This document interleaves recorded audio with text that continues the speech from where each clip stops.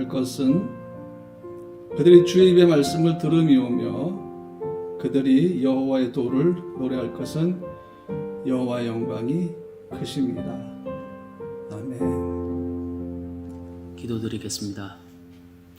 언제나 변함없이 신실하시고 저희 안에 살아계신 하나님 아버지, 온 세계가 코로나 바이러스로 혼란스럽고 불안하고 어렵지만 오늘 이렇게 영상을 통해 한마음으로 주님을 바라보고 예배드림에 감사드립니다. 신령과 진정으로 드리는 참되고 복된 예배되게 하시고 나아가 우리 몸을 성령으로 감싸주시어 나태하지 않고 온전히 주만 바라보며 주께서 기뻐하시는 믿음으로 안내하게 하시고 온 마음 다해 주만 사랑하게 하옵소서. 이 코로나로 인한 고난의 시기를 견뎌내도록 인내와 명철한 기회를 주시고 아프고 상한 마음을 치유해 주셔서 주의 보혈로 정결하게 하여 주시옵소서. 지난 한 주간 세상에서 이런저런 고민과 허망한 마음 속에서 괴로워하면서 주님을 미처 생각하지 못하고 살았음을 고백합니다. 주님의 품이 다시 그리워 찾아 나온 저희들에게 주님의 용서와 사랑을 베풀어 주시옵소서. 늘 주님의 품에 거할 수 있는 저희들이 되게 하시고 영원히 주님의 즐거움에 동참하는 은혜를 허락하여 주시옵소서. 전능하신 주님, 지금의 고난의 결말은 오직 주님만이 아십니다. 세상의 시련 중에도 두려워하거나 당황하지 않고 더욱 말씀 붙잡고 굳건한 믿음의 담력으로 감당할 수 있는 은혜를 주시옵고 주님이 부르는 날까지 담대히 살아가게 하옵소서. 그리고 항상 하나님만 의지하기를 원합니다. 시시각각 변하는 저희들의 마음을 바로 잡아주시기를 간절히 원하나이다. 이 시간 드리는 예배를 통해 저희 안에 맑고 정한 새 심령을 주시옵소서. 어떤 죄이든지 가감히 거절하고 어떤 힘든 일이든지 주의 뜻이라면 주저하지 않고 실천할 수 있는 용기와 끈기를 새롭게 입혀 주시옵소서. 사랑이 많으신 하나님, 코로나로 인하여 불화생년나무 교회의 사역과 성도들의 신앙생활이 위축되지 않게 하여 주시고 주어진 상황 속에서 주님을 잊지 않고 최선을 다할 수 있는 이끌어 주시옵소서. 특별히 힘든 일을 겪고 있는 성도들을 살펴주시고 슬프고 상한 마음을 어루만져 주시옵소서. 우리의 인도자 되시는 주님, 오늘도 주님의 몸된 교회를 위해서 애쓰시는 담임 목사님을 영육간에 강건하게 하옵시고 이 시간 주님의 말씀을 선포하실 때 하나님의 능력과 지혜를 주셔서 전하시는 말씀에 우리에게는 은혜와 축복의 시간 되게 하여 주시옵소서. 이 모든 말씀 예수 그리스도의 이름 받들어 기도드립니다. 아멘.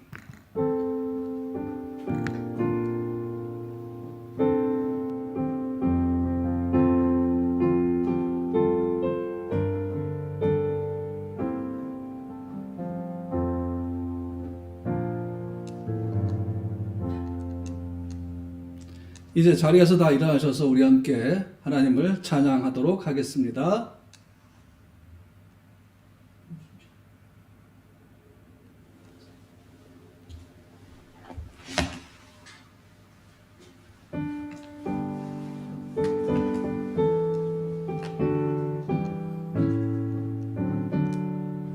오 하나님 우리의 창조주시니 내 주님께 귀한 것 드립니다.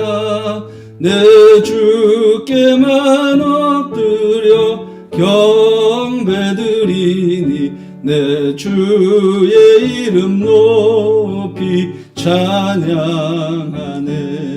오 하나님 우리의 대주 되시어 금풍랑일 때도 도우셨네. 죽음에서 우리를 구하셨으니 내 주의 이름 높이 찬양하네. 주 하나님 이름을 너와 함께 높이며 대주제께 영광을 돌리오리. 그 능력이 우리를 지켜주시니 주 하나님을 높이 찬양하네. 아멘. 일어서신 그대로 교동문 78번 요한복음 14장을 우리 같이 함께 교독하도록 하겠습니다. 너희는 마음에 근심하지 말라. 하나님을 믿으니 또 나를 믿으라. 내 아버지 집에 거할 곳이 많도다. 그렇지 않으면 너희에게 일렀으리라. 내가 너희를 위하여 거처를 예비하러 가노니 가서 너희를 위하여 거처를 예비하면 내가 다시 와서 너희를 내게로 영접하여 나 있는 곳에 너희도 있게 하리라. 내가 어디로 가는지 그 길을 너희가 아느니라. 도마가 이르되 주여 주께서 어디로 가시는지 우리가 알지 못하거늘 그 길을 어찌 알겠사옵나이까.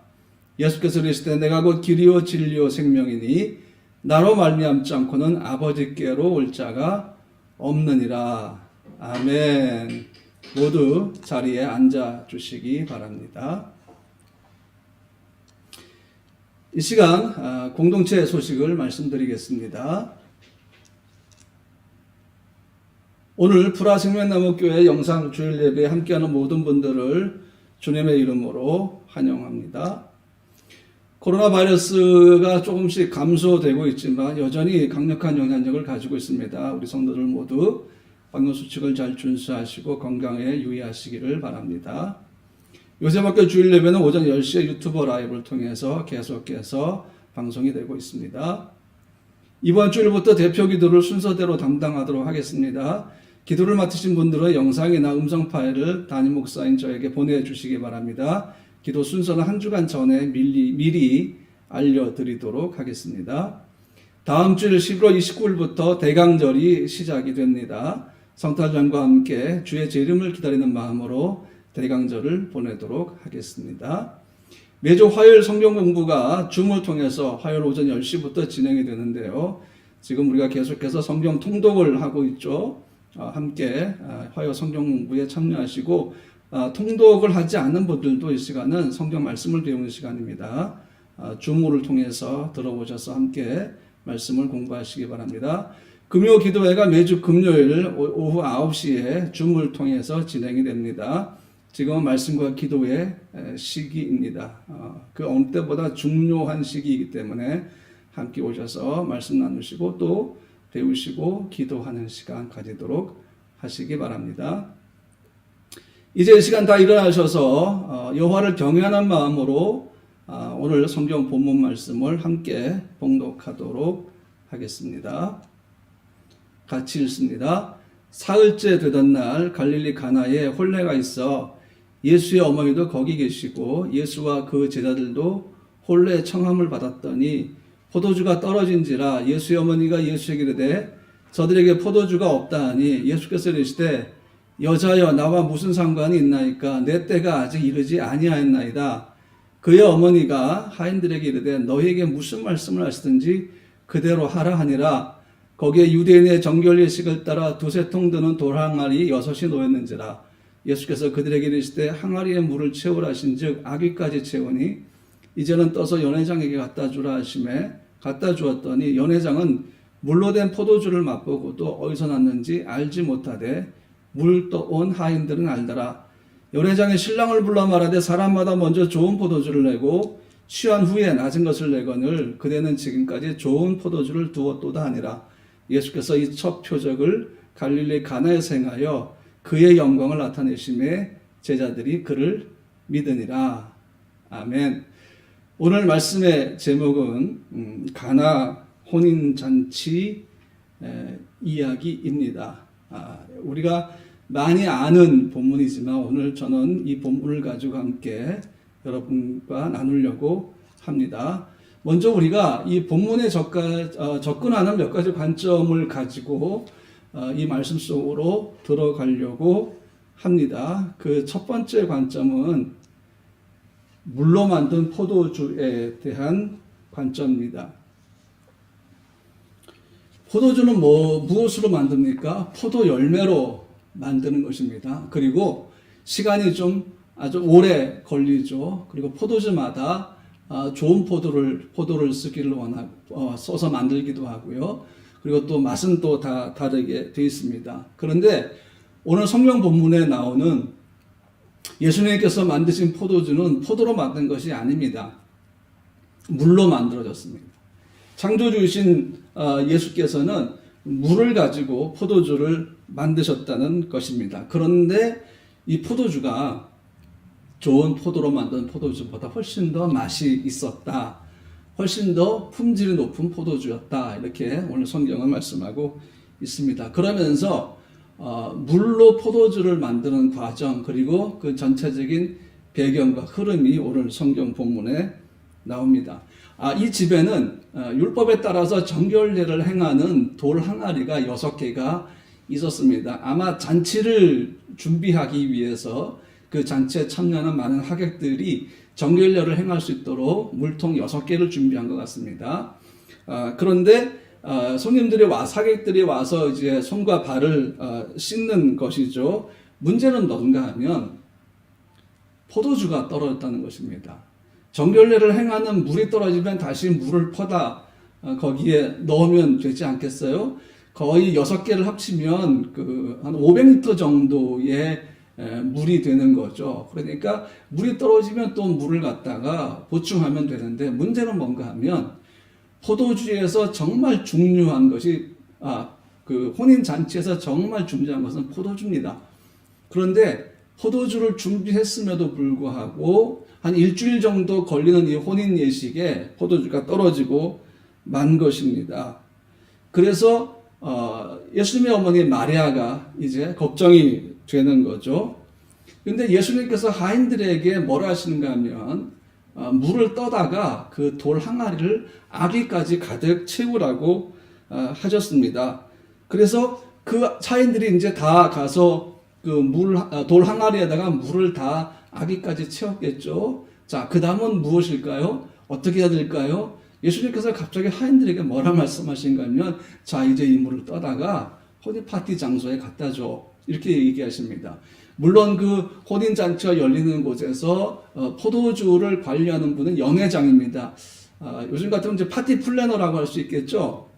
또 매니저라고 할 수 있겠죠. 그래서 매니저가 먼저 그걸 맛보고 그 다음에 잔치 하객들에게로 나가게 되는데 하인들이 그 돌 항아리에 물을 떠가지고 연회장에게 갖다 주었습니다. 그랬더니 이 연회장이 그 포도주를 맛보았습니다. 맛보더니 이건 물인데 라고 한 것이 아니라 신랑을 불러다가 뭐라 얘기하는가 하면은 이 포도주는 정말 훌륭하다. 이렇게 얘기를 합니다. 그래서 원래는 좋은 포도주를 내고 사람들이 많이 취한 다음에는 좀 질이 낮은 포도주를 내는데 너는 어떻게 이렇게 훌륭한 포도주를 마지막까지 준비할 수 있느냐 이렇게 칭찬을 하는 것입니다. 물이 포도주라고 공개적으로 선포한 사람은 이 파티 플래너입니다. 연회장입니다. 예수님도 이것은 물로 만든 포도주라고 말씀하지 않았고 제자들도 제자들은 사실 알지 못했겠죠. 하인들도 1절 말하지 않았습니다. 그런데 그 떠다 준 돌 항아리에서 그 물을 떠가지고 갖다 주었을 때 연회장이 그걸 처음 맛보고 뭐라 선포하는가 하면은 이것은 포도주다. 너무 질이 좋은 아주 훌륭한 포도주다라고 얘기를 합니다. 이 어디서부터 어디까지 이 시간의 타임라인 속에서 어느 순간에 물이 포도주로 변했을까요?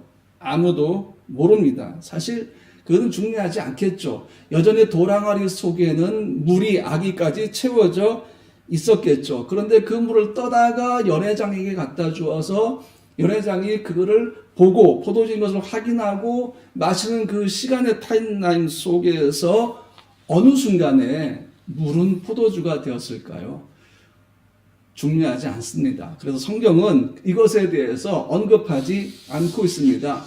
중요한 건 뭡니까? 물이 변해서 포도주가 된 것이 아닙니다. 우리는 여기에 굉장히 포커싱을 합니다. 물이 변해서 포도주가 되었대.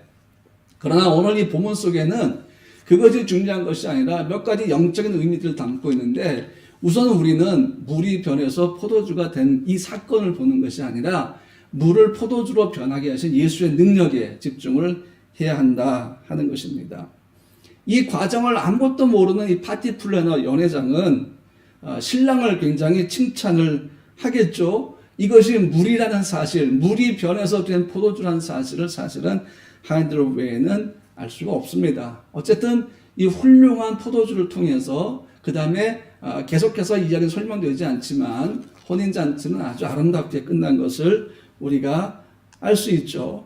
자, 물로 만든 포도주를 우리가 그 포도주에 대한 관점을 가지고 먼저 본문 속으로 들어가고 있는데, 중요한 건 뭐라고요? 물이 포도주가 된 것이 아니라 물로 포도주를 만드신 예수에게 집중하자 하는 것을 여러분에게 말씀드렸습니다. 그 다음에 두 번째는 이 혼인잔치는 과연 누구의 혼인잔치인가 하는 것입니다.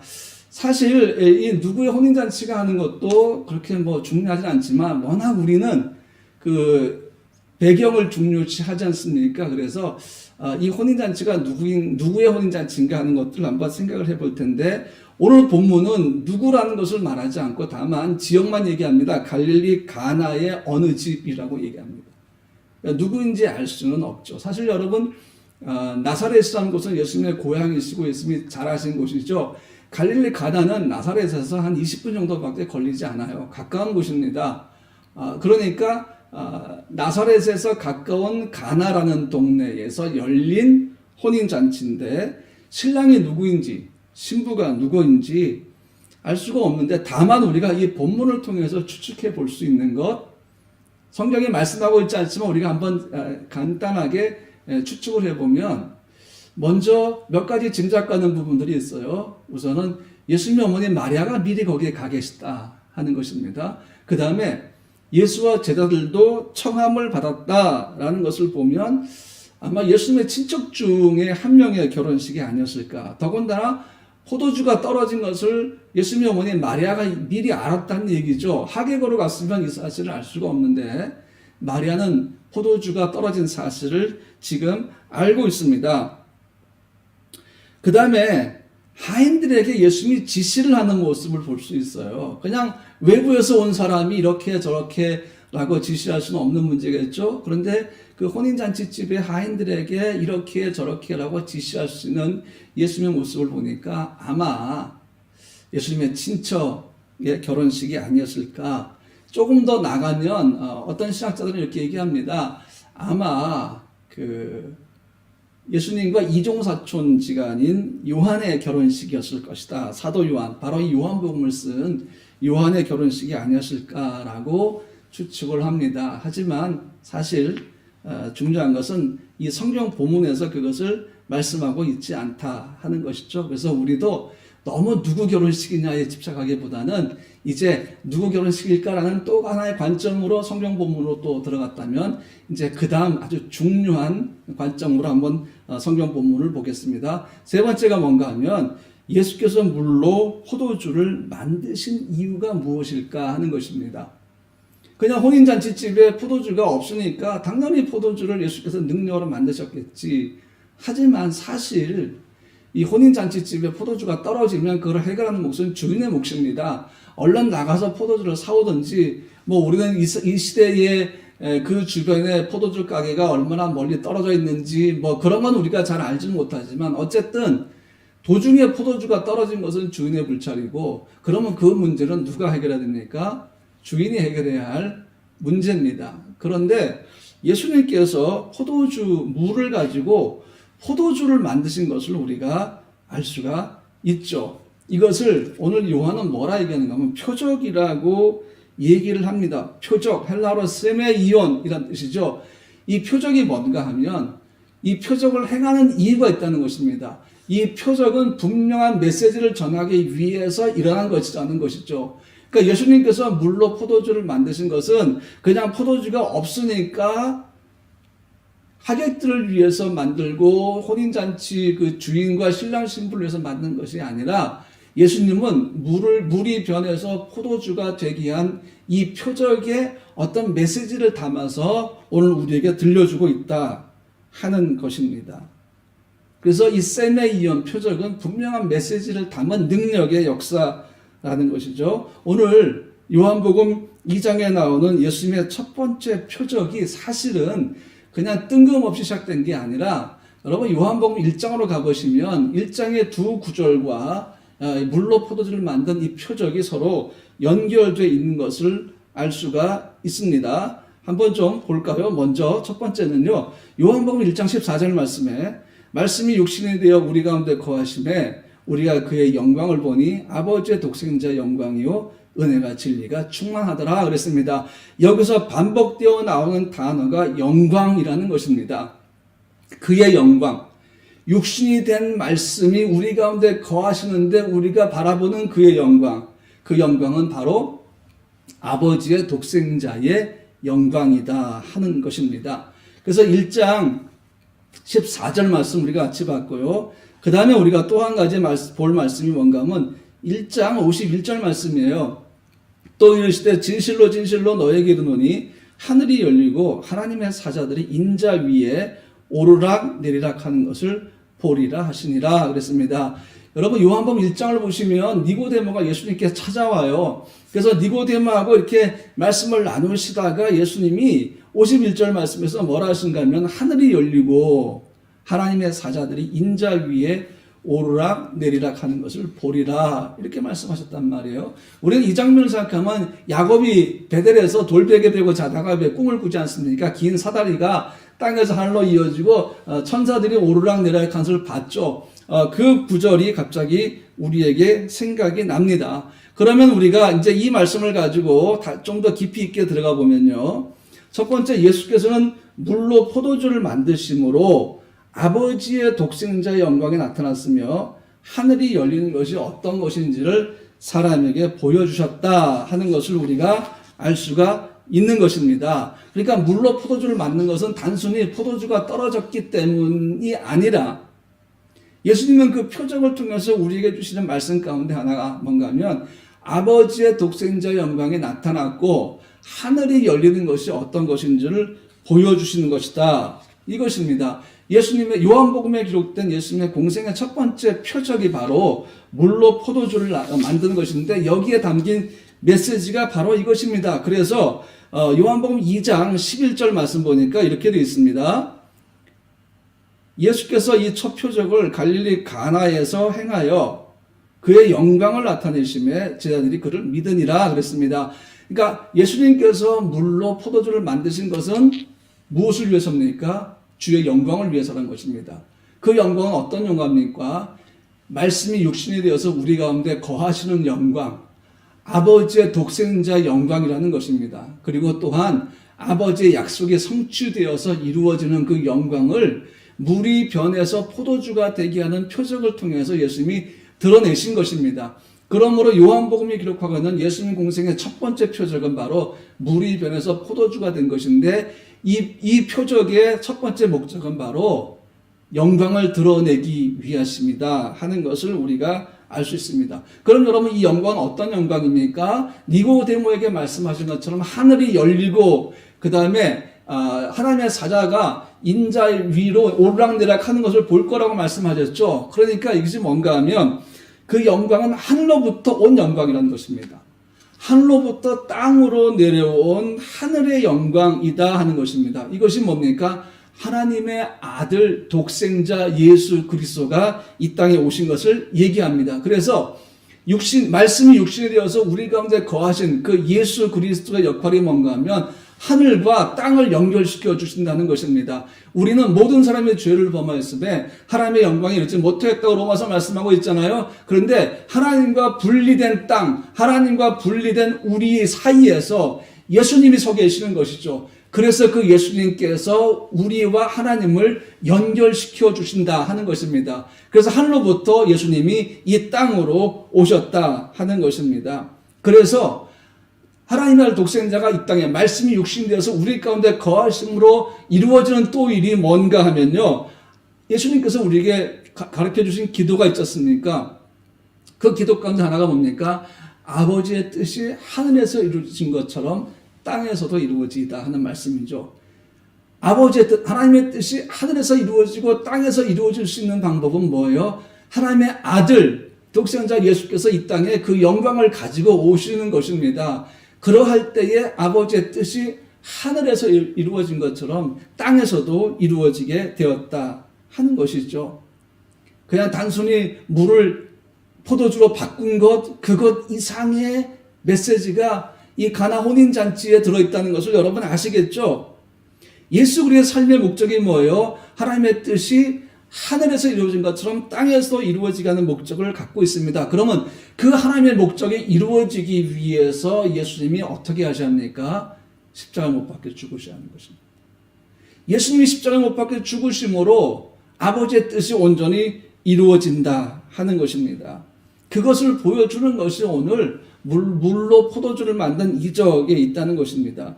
하나님 아버지의 독생자의 영광, 은혜와 진리로 충만하신 이의 영광이 나타나는 것, 그리고 그 속에 십자가 죽음이 포함되어 있는 것, 이것이 바로 오늘 혼인잔치집의 표적이다 하는 것입니다. 다시 말씀드리면 가나 혼인잔치집의 표적은 하늘로부터 오신 그리스도께서 땅에서 행하시는 영광의 표적이라는 것이죠. 이 표적을 통해서 하늘이 열리고 하늘의 영광으로 땅에서 행하시는 그 일들을 사람들이 이제 보기 시작할 거다라는 것입니다. 이것이 표적이 갖고 있는 메시지고요. 또 한 가지가 뭔가 하면 이 표적은 또한 예수께서 선포하신 하나님의 나라에 대한 표적이다 하는 것입니다. 예수님께서 전하신 것이 뭡니까? 하나님 나라에 대한 것이었습니다. 우리가 예수님께서 전한 것을 복음이라고 하죠. 그 복음, 아버지와 아들의 이야기, 그 십자가의 죽으심, 그리고 우리에게 흑암이 사라지고 우리가 죄 중에서 의의 종이 된 것, 그 모든 것들을 우리가 복음이라고 얘기하지 않습니까? 그래서 예수님께서 이 땅에서 오셔서 증거하신 것이 뭔가 하면 천국 복음이다라는 것입니다. 그러니까 혼인잔치와 포도주가 의미하는 것이 뭐예요? 하나님 나라에 대한 이야기라는 것입니다. 그래서 예수님께서 하늘이 열리고 하늘로부터 이 땅으로 오셨지 않습니까? 이 예수 그리스도가 뭘 가져오셨습니까? 하나님의 나라를 가지고 오신 것입니다. 그리고 그 나라는 어떤 나라입니까? 예수 그리스도 안에서만 이루어지는 나라라는 것입니다. 이 땅의 나라는 완전히 차원이 다른 나라인 것이죠. 그런데 요한복음에서 그 나라가 가나 혼인잔치집에서 지금 선포가 된 겁니다. 선포가 되었고 이 나라는 예수께서 재림하실 때까지 그리스도인들을 통해서 계속해서 땅끝까지 전해지면서 확장될 것이라는 의미가 오늘 이 가나 혼인잔치집의 표적 속에 담겨 있다 하는 것입니다. 다시 말씀드리면 물이 포도주로 변한 이 표적은 바로 예수께서 가지고 오신 하나님의 나라가 이 땅에 선포되는 것이고 또 확장될 것에 대한 메시지를 담은 표적이다 하는 것입니다. 그 다음에 또 한 가지는요, 이 표적은 천국과 종말론적인 의미를 담고 있습니다. 여러분, 단순하지가 않죠. 그냥 포도주가 떨어져서 물이 변해서 포도주가 되게 해서 그 잔치가 유지되고 아름답게 끝나는 것으로 그냥 마무리될 줄 알았는데 예수님께서 이 갈릴리 가나에서 행하신 이 첫 표적은 그냥 단순한 것이 아니라는 것을 알 수 있잖아요. 너무나 많은 의미들을 담은 것을 알 수 있죠. 여러분, 예수님의 첫 번째 메시지가 뭐였어요? 마태복음 4장 17절 말씀 보니까 회개하라, 천국이 가까웠느니라는 것입니다. 천국이 왔다는 것입니다. 원어를 보면은. 그러니까 예수님이 전하신 복음은 무슨 복음이에요? 천국 복음이라는 것입니다. 예수님께서는 그 공생의 사역 기간 동안 천국 복음을 전하셨는데 예수님도 이렇게 몇 번 말씀하셨지만 성령 전체를 보면 천국을 혼인잔치하고 비유를 하는 걸 볼 수가 있습니다. 또 바울은 에베소서에서 남편들에게 너희가 아내 사랑하기를 그리스도께서 교회를 사랑하신 같이 하라 그렇게 권면을 하고 있습니다. 한번 볼까요? 에베소서 말씀. 남편들은 아내 사랑하기를 그리스도께서 교회를 사랑하시고 그 교회를 위하여 자신을 주신같이 하라 그렇게 말씀하고 있죠. 이외 다른 부분에서도 천국은 혼인잔치를 베푼 아버지와 주인과 같으니 뭐 이런 왕과 같은 이런 표현도 있고요. 그 다음에 요한계시록 19장에 가면 어린 양의 혼인잔치가 나오는데 그때까지 이 갈릴리 가나 표적이 계속해서 진행되는 것을 우리가 알 수가 있죠. 그 다음에 또 한 가지가 뭔가 하면요. 하나님께서 호세아서에서도 이렇게 표현하십니다. 이스라엘 백성들에게 내가 네게 장가들어 영원히 살되 공의와 정의와 은총과 긍휼히 여김으로 내게 장가들며 진실함으로 내게 장가들리니 내가 여호와를 알리라. 하나님도 이스라엘 백성과의 관계를 뭐에 비교하십니까? 혼인에 비유하신 것을 우리가 알 수가 있습니다. 여러분, 하나님의 천지를 창조하시고 처음 만든 제도가 뭡니까? 결혼이라는 것입니다. 아담과 하와가 부부가 되는 것입니다. 천국과 혼인잔치, 천국 복음의 선포, 그리고 십자가에서 피를 흘리심으로 천국 복음의 길을 열어주신 예수 그리스도. 요한계시록 19장에 나오는 어린 양의 혼인잔치에 참여하는 어린 양의 신부인 교회. 이런 개념들을 다 생각을 해보면 이 가나 혼인잔치에서 물로 포도주를 만드신 예수님의 표적은 너무나 많은, 너무나 중요한 생명의 메시지를 담고 있다 하는 것입니다. 그래서 이 가나 혼인잔치 집에서 물로 포도주를 만드신 것은 천국 복음을 전하신 예수 그리스도의 사명을 통해서 이루어지는 종말론적인 성취를 우리에게 보여주고요. 그리고 예수 그리스도의 복음이 전파되어서 잃어버린 영혼들을 천국 잔치로 부르시는 그런 메시지를 담고 있다 하는 것입니다. 그 다음에 이제 또 하나의 관점을 보면 예수님께서 말씀하신 것 가운데 하나가 뭔가 하면 마리아가 포도주가 떨어졌다 이렇게 얘기했을 때 예수님은 내 때라는 표현을 하십니다. 4절 말씀 보면 나오죠. 예수님께서 하신 것이 예수께서 이르실 때 여자여 나와 무슨 상관이 있나이까 내 때가 아직 이르지 아니하였나이다 그랬습니다. 예수님 어머니 마리아는 예수님이 뭐라 합니까? 포도주가 떨어졌어 이렇게 얘기한 거죠.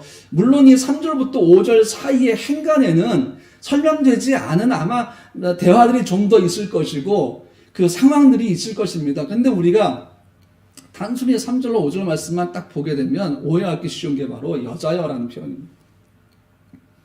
예수님께서 어머니를 향해서 여자여라고 표현하는 게 이게 우리 정서상으로는 잘 맞지 않죠. 근데 이 단어가 귀내라는 단어입니다. 귀내. 이 귀내 뜻이 뭔가 하면 여자를 존중해서 높여 부르는 단어라는 것입니다. 그러니까 예수님께서 마리아를 함부로 대하신 것이 아니고 존칭을 사용해서 어머니를 부르는 겁니다. 그런데 지금 이 장면은 뭔가 하면 아들로서 마리아를 대하는 것이 아니라 메시아로서 마리아라는 한 여인을 대하는 것입니다. 그래서 예수님은 공손하게 여성에 대한 존칭으로 여자여라는 표현을 썼다 하는 것입니다. 그러면서 포도주가 떨어진 것이 나하고 무슨 상관이 있습니까? 내 때가 아직 이르지 않았습니다. 이렇게 말씀하고 있는데 그러면 이 때는 뭘 의미할까요? 첫 번째는 성령께서 정하시는 때입니다. 예수님께서는 성령의 인도하심을 따라서 성령의 충만하심으로 모든 일들을 행하셨단 말이에요. 그러니까 지금 마리아가 포도주가 떨어졌어. 그러니까 너의 능력으로 포도주를 만들어. 물론 그 뒤에 그런 표현은 안 나오지만 한간의 의미를 생각해보면 그런 의미 아니겠습니까? 왜냐하면 마리아는 예수께서 하나님의 아들이신 것을 분명히 믿고 있기 때문에 예수님의 그 능력을 통해서 포도주가 없는 문제를 해결해 주기를 원했겠죠. 그런데 예수님은 갑자기 뜬금없이 내 때가 아직 이르지 않았다라고 얘기하죠. 이것의 첫 번째가 뭔가 하면 예수님이 그 일을 행하시려는 것은 마리아가 하라고 해서 행해지는 것이 아닙니다. 성령께서 그걸 정하시는 것이죠. 그렇지 않습니까? 그래서 my time, 내 때라는 것은 예수의 능력을 나타내는 그 때는 그의 육신의 어머니 마리아가 정한 것이 아니라 성령의 역사이며 성령께서 정하실 것이라는 얘기입니다. 물론 사복음서 전체를 통해서 내 때라는 표현은 모두 예수님께서 십자가에 못 박혀 죽으시는 때를 의미하는 것입니다.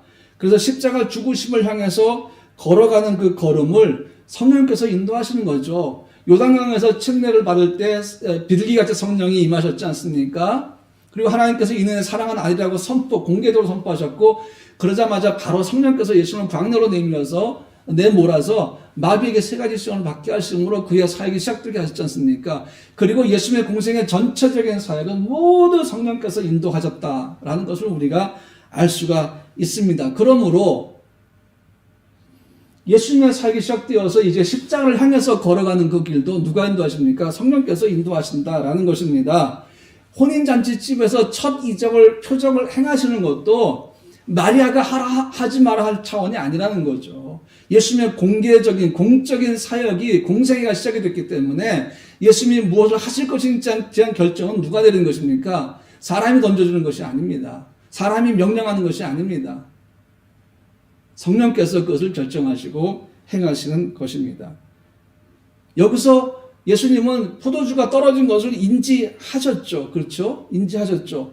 그러므로 이 문제를 해결하는 것은 성령께서 정하실 것이다. 이렇게 말씀을 하시는 것입니다. 그 다음에 또 한 가지가 뭔가 하면 하나님 나라의 선포와 도래에 대한 것입니다.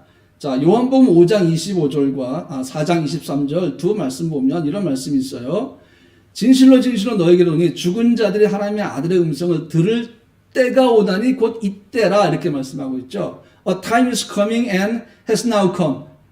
때가 오나니 곧 이때라. 듣는 자는 살아나리라. 생명의 역사를 말씀하시는 거죠. 요한복음 4장 23절로 조금 다시 앞으로 와보면 아버지께 참되게 예배한 자들은 영과 진리로 예배할 때가 오나니 곧 이때라. A time is coming and has now come. 때가 오는데 바로 이때라 라고 말씀하시면서 그 타임, 때에 대해서 설명을 하시는 것입니다. 이것이 뭔가 하면 하나님 나라의 도래를 얘기하는 것입니다. 예수님께서 공적인 사역을 시작할 때 뭘 선포하십니까? 하나님의 나라를 선포하시죠. 그 나라가 왔다는 것입니다. 도래했다는 것입니다. 하나님의 아들의 생명의 복음을 들고 이 땅에 오셔서 선포한 나라가 하나의 나라고, 아까 말씀드렸지만 이 나라는 반드시 그리스도 예수 안에서만 이루어진 나라라고 하신 것이죠. 그리고 이 나라는 이제 선포가 되었고 이 땅에 하나님의 아들과 함께 왔기 때문에 이 나라는 지속적으로 확산되고 선포될 것이다 라는 의미를 갖고 있는 것입니다. 그러므로 때가 오나니 곧 이때라는 표현은 현시에서 진행되어가는 그 나라를 의미하고 결국 예수 그리스도의 십자가 죽으심과 부활과 승천 그리고 재림과 영원한 그의 나라에 대한 표현이라는 것입니다. 그러니까 마리아가 단순히 포도주가 떨어졌다고 해서 예수님에게 뭔가를 만드실 기적을 행하는 그 마음과는 너무나 다른 차원 속에서 예수님이 물로 포도주를 만드시는 그 표적 속에는 하나님의 나라가 선포된 것, 그리고 그 나라는 예수의 십자가 죽으심으로 완성되는 것, 그리고 그 나라는 지속적으로 선포되면서 요한계시록 19장에 나오는 어린 양의 혼인잔치까지 이어지는 것이기 때문에 단순히 일주일 동안에 이루어지는 혼인잔치를 위한 표적은 아니라는 것입니다. 그래서 예수님께서 내 때가 아직 이르지 않았다라는 표현은요, 십자가의 죽음이 아직은 아니라는 의미인 것입니다. 그러면서 1장에서 니고데모에게 말씀하신 것, 그러나 하늘이 열리는 때다. 그래서 인자 위로 하나님의 사자들이 오르락내리락 하는 것을 너희가 볼 것이다 라는 의미인 것입니다. 그러니까 마리아의 질문에 비해서 예수님의 대답은 너무 큰, 사람으로는 상상할 수 없는 너무나 영적으로 중요한 생명의 의미를 담고 있다는 것입니다. 그러니까 오늘 예수님께서 마리아가 포도주가 떨어졌습니다, 이렇게 포도주가 떨어졌어 라고 얘기했을 때 그냥 마리아의 청을 거절한 것이 사실은 아니라 예수님께서 이제 이 첫 표적을 행하심으로 하늘에서 온 하나님의 독생자가 하늘의 능력으로 땅의 문제를 해결하실 것을 이제 나타낼 것이다 라는 의미를 갖고 있다는 것입니다. 만약에 예수님이 거절하신 거라면 그 다음에 어떻게 하겠습니까? 포도주를 만드실 리가 없죠. 혼인잔치쯤 포도주가 떨어져서 그때부터 굉장히 힘들었을 것입니다. 그런데 메시아의 능력이 단순히 혼인잔치집의 문제를 해결해 주는 것이 아니라는 것이죠. 예수님은 성령의 감동을 따라서 마리아가 원했던 그 처음보다 비교할 수 없을 만큼 너무나 중요한 메시지를 담은 표적을 이제 일으키실 것인데 그것은 바로 물이 변하여 포도주가 되게 하는 것이다 라는 것입니다. 이 생각을 가지고 조금 더 우리가 다른 좀 깊이 있는 관점으로 들어가 보면 이겁니다. 포도주가 뭘 하느냐 하는 것이죠. 예수님께서 이렇게 하늘의 능력을 가지고 땅에 오셔서 땅의 문제를 해결하시고 하나님과 인류 사이 그 가운데 서 계시는 그 역할을 말씀하시는데, 이 하나님의 나라와 천국 복음이 완성되는 때가 언젠가 하는 것이 이 포도주 속에 담겨 있다는 것입니다. 성경에서 포도주는 몇 가지 다른 의미들이 갖고 있지만 오늘 여기서 포도주는 저는 예수의 보혈, 예수의 피와 연결을 시키고 싶습니다. 6월절 만찬을 우리가 잠깐 가보면 예수님의 주의 만찬, 여러분 기억하시죠? 우리가 성만찬을 하는 모양입니다. 그 떡을 떼고 잔을 나누는 장면을 통해서 우리가 한 가지 의미를 생각해 보려면 예수님께서 마지막 만찬 때 잔을 들어서 축사하시죠. 축사하시면서 뭐라 하십니까? 이 잔은 너희를 위해 흘리는 나의 피라고 하십니다. 여러분, 우리가 주의 만찬할 때 그 포도주 뭘 의미합니까? 주의 피를 의미하는 것입니다. 그러므로 포도주는 십자가의 죽으심을 통해서 온 인류의 죄를 사하실 그리스도의 보혈을 의미하는 것이죠. 이 예수의 피, 예수의 보혈이 바로 하나님 나라의 포도주입니다. 그리고 이 포도주, 예수의 보혈은 십자가의 죽음을 통해서 온 인류에게 부어질 것입니다. 그러므로 예수의 이름을 믿고 회개한 자들이 그의 보혈로 모든 죄를 씻음 받을 것이며 영원히 주와 함께 사는 것을 의미하는 것입니다. 그래서 천국을 의미하는 혼인잔치집에 있는 이 포도주, 갈릴리 가나 이 혼인잔치집에 있는 이 포도주는 마리아가 보기에는 하객들이 마시는 포도주겠지만 예수님이 보시기에는 십자가에서 흘리실 예수의 피를 의미하는 것입니다.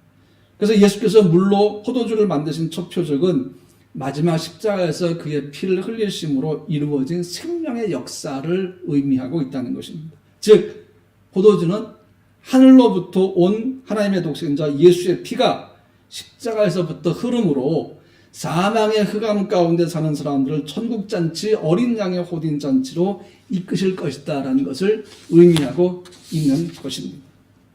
이제 여러분과 함께 마지막 결론을 좀 생각하려고 합니다. 오늘 저는 여러분에게 천국 복음을 말씀드렸고 하나님 나라를 설명해 드렸습니다. 그리고 포도주가 예수의 피를 의미하는 것이고 하늘이 열리고라는 말씀은 바로 하늘과 땅 사이에 예수께서 그 독생자가 땅에 오셔서 육신을 입고 오셔서 하나님과 우리를 연결시켜 주시는 의미라고 제가 말씀을 드렸습니다.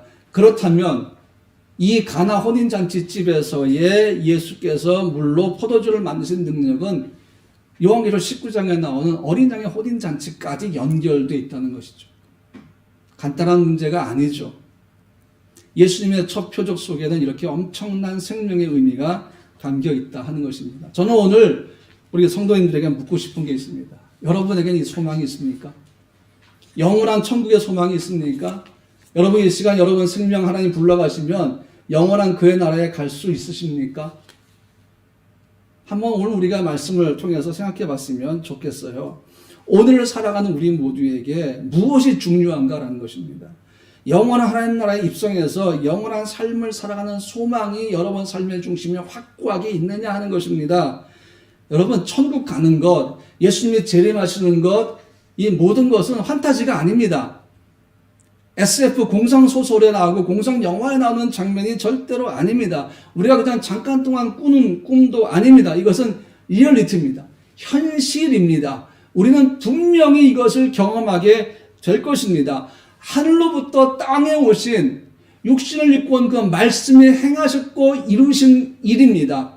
역사 속에 분명히 존재했고 일어났던 현실이라는 것입니다. 여러분 물이 포도주로 변했습니다. 진짜 그랬습니다. 진짜 물이었습니다. 근데 예수님은 그 물을 정말 포도주로 만졌습니다. 2000년 전에 실제로 이 일이 일어났습니다. 그리고 예수께서 골고다 언덕에 십자가를 지고 올라가셔서 거기에 못 박혀 우리를 위해 죽으시고 피를 흘렸습니다.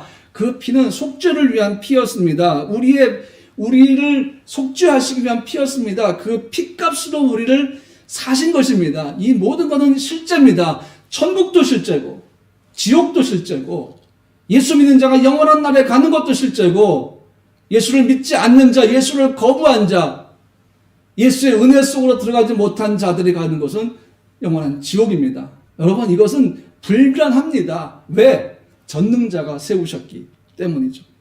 그래서 여러분, 우리는 예수의 피를 힘입어서 성소에 들어가게 되었고 영원한 나라에 들어가게 되었습니다. 영원한 나라는 여러분과 저에게 뭐예요? 실제라는 것입니다. 그럼 여러분, 이 소망이 있습니까? 생각해 보십시오. 물로 포도주를 만드신 이가, 육신이 신 그 말씀, 우리 가운데 거하신 아버지의 독생자 영광이신 그분께서 우리를 위해 피를 흘려주시 아니하시고 우리의 죄값을 그의 피로 속죄해 주시 아니하시고 우리에게 그의 생명을 주시지 않았더라면 여러분, 지금 우리는 어떻게 살아가고 있을까요? 소망 없는 삶을 살아가고 있다 하는 것입니다. 사랑하는 성도 여러분, 이 물과 포도주를 잠깐 비교해 보면 물은 옛 언약이고 율법입니다. 왜냐하면 이 물은 무슨 물이었습니까? 정결례를 행하기 위한 물이었습니다. 율법에 나와 있는 정결례를 위한 물이었습니다. 근데 예수님이 이 물로 뭘 만드셨습니까? 포도주를 만드셨죠. 포도주. 이 포도주가 뭐예요? 그리스도의 피를 얘기하고 새 언약을 얘기합니다. 그래서 요한일서 5장 6절 말씀에 이는 물과 피로 임하신 이시니 곧 예수 그리스도시라. 물로만 아니요 물과 피로 임하셨고 증언하는 이는 성령이시니 성령은 진리니라 그렇게 말씀하고 있습니다. 여러분, 율법을 의미하는 물이 예수의 피를 의미하는 포도주로 변화된 것은 뭐예요? 예수께서 율법의 완성이시다라는 것을 의미하는 것입니다. 구약, 즉 율법에서는 물로 씻어야 정결례를 행하는 것이지만, 정결을 하게 되려면 물로 씻어야 되는 것이지만, 예수를 믿고 구원받은 사람들은 물이 아니라 예수의 피, 그 보혈로 속죄, 피를 통해서 죄를 씻음 받는다 하는 것입니다. 그래서 포도주로 변한 물은 뭐라고요? 율법의 완성을 예수께서 이루신 것을 의미한다는 것입니다. 그래서 그를 믿는 자마다 영생을 얻는 것이죠. 실제적으로, 현실적으로 우리는 그래서 영원한 나라를 가진 사람들입니다. 여러분과 저는 이 속에 영원한 나라를 가지고 있습니다. 주의 피의 공로로 인해서 하나님이 우리에게 은혜로 주신 선물이 바로 이것입니다. 그러므로 가나 혼인잔치 그 집의 그 첫 표적은 십자가의 죽으심으로 완성이 되었고, 그렇게 완성된 표적은 하나님 나라를 통해서 지금도 계속해서 진행이 되고 있다는 사실입니다. 우리 교회는 예수 그리스도의 생명과 그분이 선포하신 하나님 나라와 하늘의 소망을 가지고 있으며, 또 그것을 우리는 땅끝까지, 특별히 이 유럽을 중심으로 선포해야 할 예수 그리스도의 몸된 교회라는 사실을 기억해야 할 줄로 믿습니다. 한번 다시 점검해 봅시다. 우리에게 천국은 환타지가 아닙니다. 잠시 동안 꾸는 꿈도 아닙니다.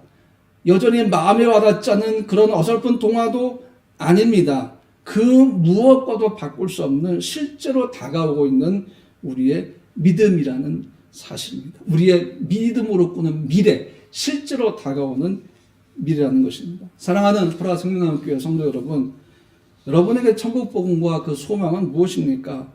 마음에 담겨있는 실제입니까? 여전히 마음밖 변두리에 머물고 있어서 믿어지지 않는 가상의 스토리입니까? 힘든 상황을 견디고 이기게 하는 것은 실제가 되는 꿈입니다. 실제로 다가올 소망입니다. 단순한 판타지가 아니라는 것입니다. 하늘에 계신 하나님이 보증하시는 약속이 오늘날 모든 상황 속에서 우리가 소망을 가질 수 있는 이유라는 사실입니다. 하나님이 그 약속을 보증해 주시고 반드시 이루어질 실제가 되는 것, 이것이 여러분과 우리가 갖고 있는, 제가 갖고 있는 꿈과 소망이라는 것입니다. 이것이 오늘 여러분에게 생생하게 살아있느냐라는 것을 저는 여러분에게 묻고 싶습니다. 만약 여러분이 이것이 없다면 지금 뭘로 살아가고 있습니까? 물항 아래에 머무르는 물입니까? 아니면 그 물이 변한 포도주입니까? 여러분, 예수 밖에 머물고 있습니까? 아니면 거기서 예수 안에 머물고 계십니까? 예수의 보혈입니까? 아니면 그저 흘러가는 어디서나 구할 수 있는 물입니까? 옛 언약에 묶여있는 물입니까? 아니면 포도주로 변한 예수의 보혈입니까? 성도 여러분, 코로나19 시기는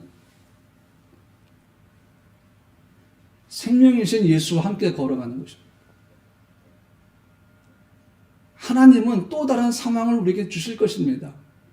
어떤 상황이 우리에게 덫처럼 감싸고 올무처럼 우리를 묶고 착고처럼 우리의 모든 손발을 다 묶는다 할지라도 하나님은 그 속에서 그의 백성들을 위한 또 다른 상황들을 만들어내시고 우리의 삶을 인도해 가실 것입니다.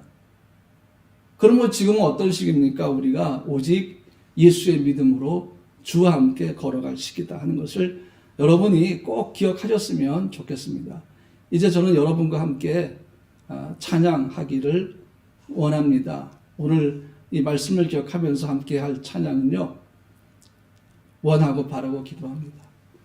여러분의 소망은 그리스도 예수 안에 있잖아요. 그렇죠? 여러분이 소망을 꿈꾸면서 다시 한번 이 찬양하는 동안에 한번 생각을 해보세요. 과연 나는 예수 안에 있는가? 과연 나는 예수 천국 복음에 내 소망을 두고 있는가 하는 것들을 한번 점검하는 시간이 되기를 원합니다. 함께 찬양하겠습니다.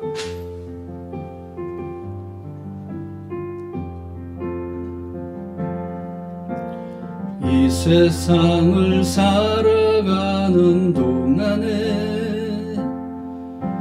나의 힘을 의지할 수 없으니 기도하고 낙심하지 말 것은 주께서 참 소망이 되심이라.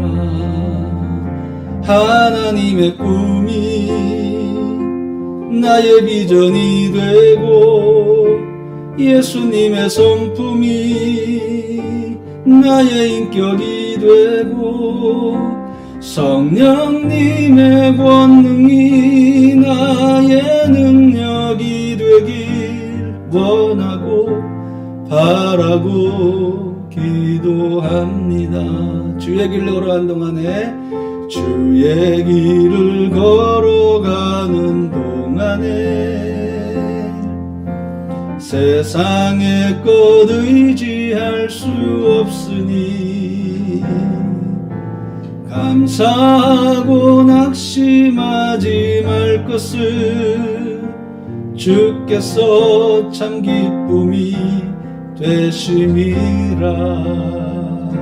하나님의 꿈이 나의 비전이 되고 예수님의 성품이 나의 인격이 되고 성령님의 권능이 나의 능력이 되길 원하고 바라고 기도합니다. 하나님의 꿈이 나의 비전이 되고 예수님의 성품이 나의 인격이 되고 성령님의 권능이 나의 능력이 되길 원하고 바라고 기도합니다. 잠시 기도할 때 여러분 오늘 말씀을 기억하시면서 한번 우리 자신의 믿음을 점검해보고 주님께서 물로 포도주를 만드신 그 이유를 다시 한번 되돌아보면서 우리의 삶을 점검하는 시간 갖도록 하겠습니다. 함께 기도하겠습니다.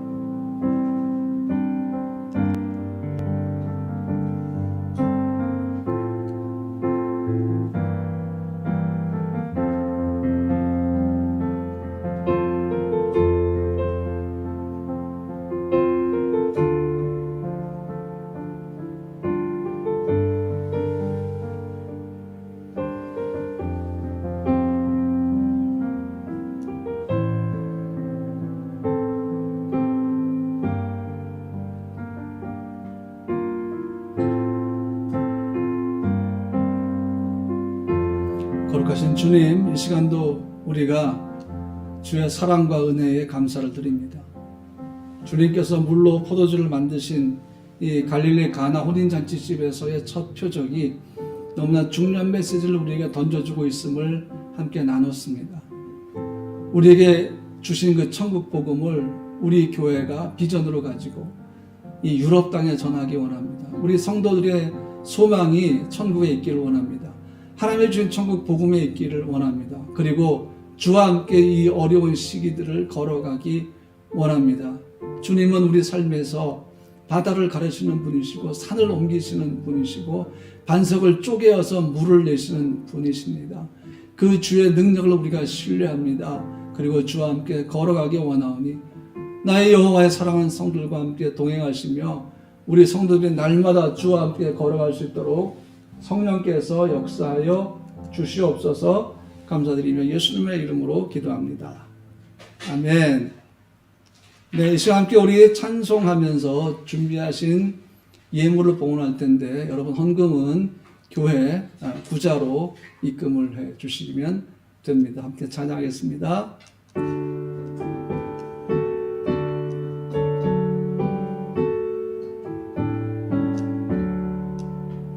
내게 있는 모든 것을 주를 위해 바치네. 그 신권능 충만하게 내게 내려 줍소서. 주께 드리네, 주께 드리네. 사랑하는 구주 앞에 모두 드리네. 아멘. 거룩하신 주님, 이 시간도 귀한 예물 드린 손길들을 주님의 이름으로 축복하기 원합니다. 하나님께서 저들의 마음을 받으시고 하나님께서 저들의 재정을 받으시고 시간을 받으시고 저들에 대한 재정과 함께 저들의 마음의 소원들 다 받으신 줄로 믿습니다. 사랑하는 성도들이 인생까지 아니하고 힘들고 어려운 상황 속에서도 주 앞에 귀한 예물 드립니다. 하나님, 돈의 마음을 뺏기지 않게 하십시오. 세상 것에 마음을 두지 않게 하십시오. 썩어져갈 세상 것에 저들의 마음이 두지 않게 도와주시고 저들의 마음은 오직 소망이신 유일한 소망이신 주님께 두게 하시고 주님이 우리에게 말씀해 주시고 가르쳐주신 천국 복음에 두게 하시며 우리가 언젠가는 가게 될 주님 부르시면 가게 될 영원한 그 나라에 저들의 소망을 두게 하여 주시기 원합니다. 사업과 직장의 삶과 또 자녀들 양육에 필요한 모든 것들 그리고 그 외에도 저들이 걸어가는 길에 필요한 모든 재정은 주의 것으로 공급하여 주셔서 풍성케 하시기를 원하나이다. 힘들고 어려워도 주님 바라보는 사랑하는 성도들을 주여 기억하여 주시고 저들 한 명 한 명 한 가정 한 가정마다 저들에게 필요한 모든 것들을 하나님이 건강부터 시작해서 하나님 세밀한 부분까지 공급하여 주셔서 하나님의 공급을 통한 부유함을 누리는 성도를 되게 하시고 하나님 특별히 교회가 재정적으로 많이 힘든 가운데 있습니다. 교회가 매달마다 지출해야 할 재정에 부족함이 없도록 하나님께서 부어주시고 채워주셔서 하나님께 큰 영광이 되게 하시고 우리 교회에겐 큰 은혜가 되게 하여 주시옵소서. 이제는 우리 주 예수 그리스도의 은혜와 아버지 하나님의 무한하신 사랑하심과 성령님의 내주에서 충만하심이 천국 소망을 가지고 실제적으로 하나님 나라에 갈 그 꿈을 꾸면서 어려운 상황 속에서 주와 함께 걸어가는 불화생명나무교회 사랑하는 모든 성도들 머리 위에 사랑하는 우리 족 대한민국 위에 체코와 프라하와 주체코 대한민국 대사관과 대사와 공관원들과 직원들 위에 모든 한인 기업들 위에 모든 교회들 위에 유럽 땅 위에 지금으로부터 영원토록 함께 하시기를 간절히 축원하옵나이다. 아멘.